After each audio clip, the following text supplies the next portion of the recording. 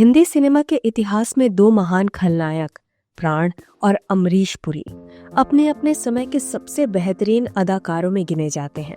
दोनों के अभिनय में ऐसा दम था कि एक दूसरे से श्रेष्ठ प्रतीत होते थे।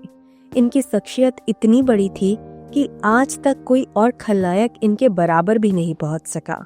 लेकिन एक इंसान ऐसा था जिसने इन दोनों को भी चुनौती दी, और वो कलाकार थे नीलू फुले।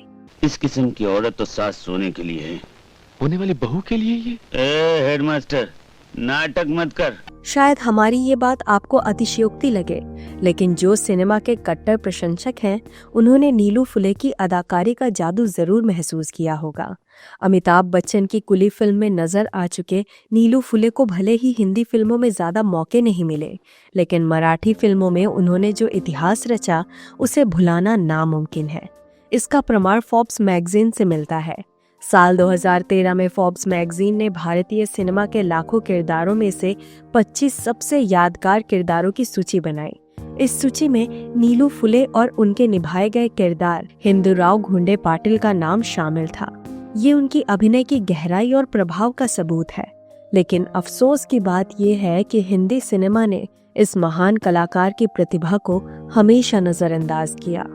ये अन्याय क्यों और किसके कारण हुआ, इसका पर्दाफाश अब जरूर होगा, लेकिन उससे पहले नीलू फुले के कुछ बेहतरीन किरदारों पर नजर डालते हैं। बम्बई में अपना बहुत वोट है। अपन स्टेशन पे नहीं जाते तो गाड़ी नहीं छुटती।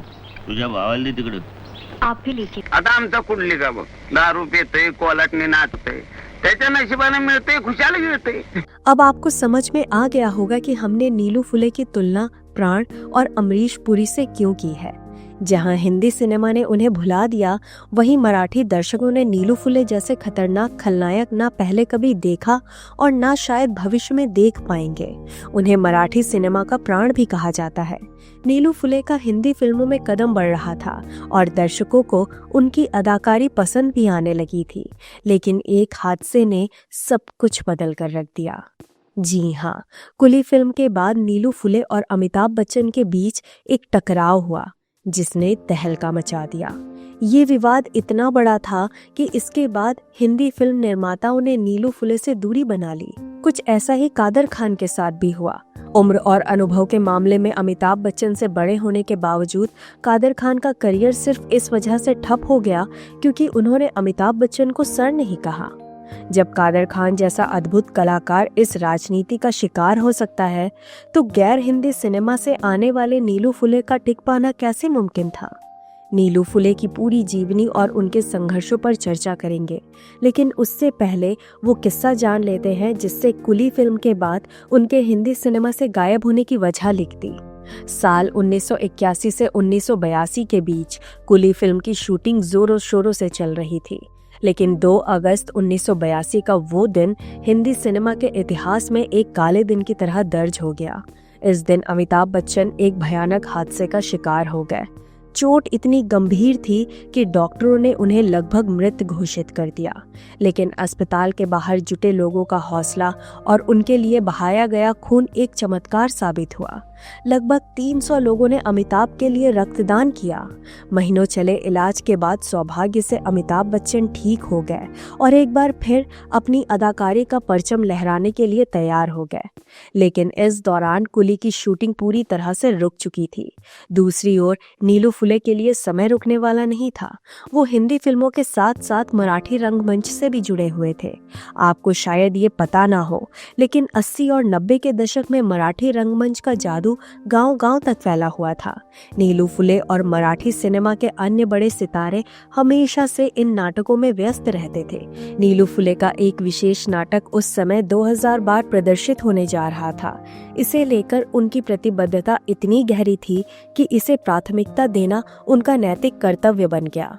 इसी दौरान कुली के निर्देशक मनमोहन देसाई ने फिल्म की रुकी हुई शूटिंग दोबारा शुरू करने का फैसला लिया।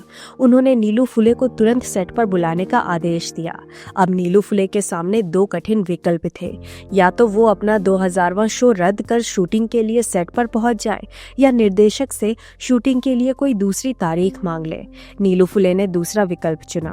उन्होंने स्पष्ट शब्दों में कह दिया कि वो मराठी रंगभूमि को बीच में छोड़कर शूटिंग के लिए नहीं आ सकते।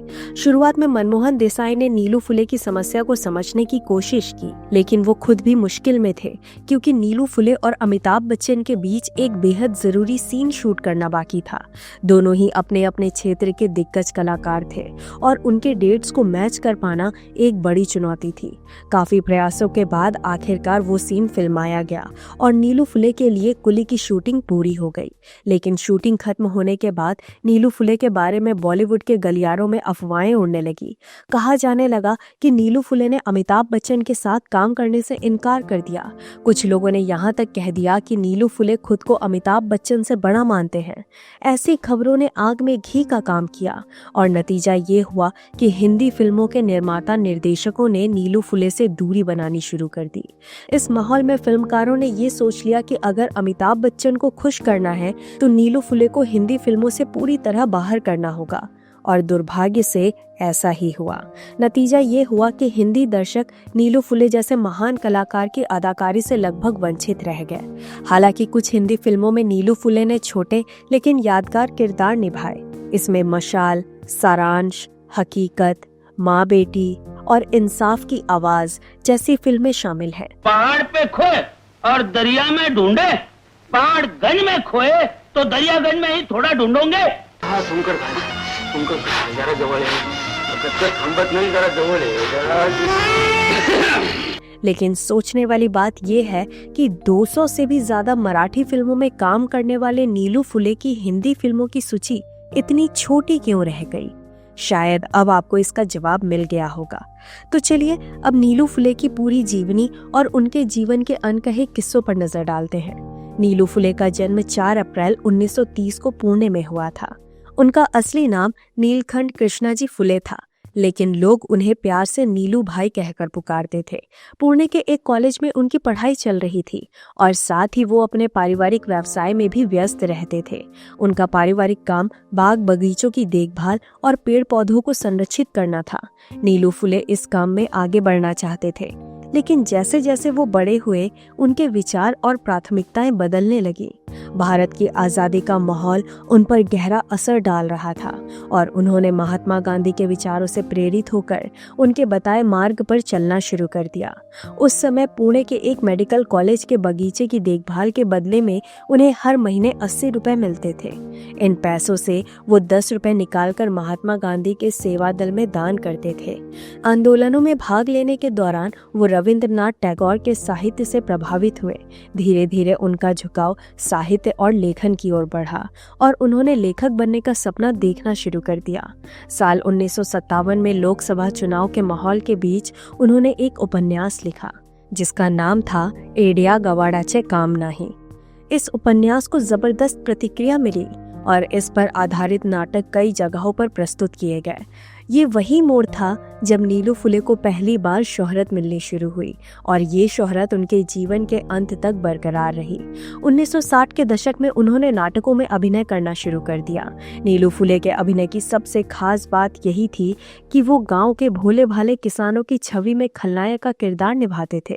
उनके किरदारों में अक्सर एक कपटी सरपंच, चालाक सेठ, धोखेबाज मालिक या खूनी जमींदार जैसे नकारात्मक पात्र होते थे। उनकी सशक्त अदाकारी और दमदार संवाद अदायगी ने उन्हें जनमानस में बेहद लोकप्रिय बना दिया। नीलू फुले की ये बढ़ती लोकप्रियता जल्द ही महान फिल्मकार वी शांताराम तक पहुंची।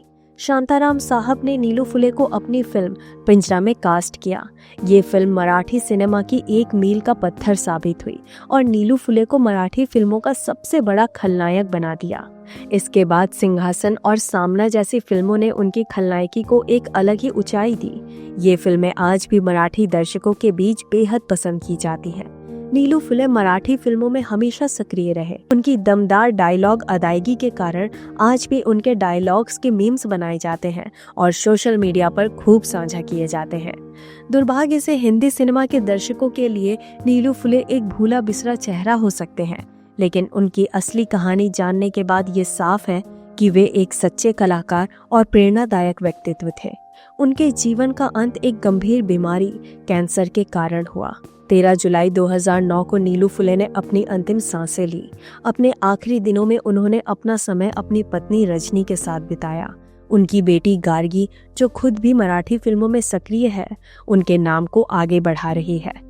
नीलू फुले का जीवन और उनका संघर्ष हमें ये सिखाता है कि सच्ची प्रतिभा भले ही समय और परिस्थितियों के कारण दब जाए, लेकिन वो कभी खत्म नहीं होती।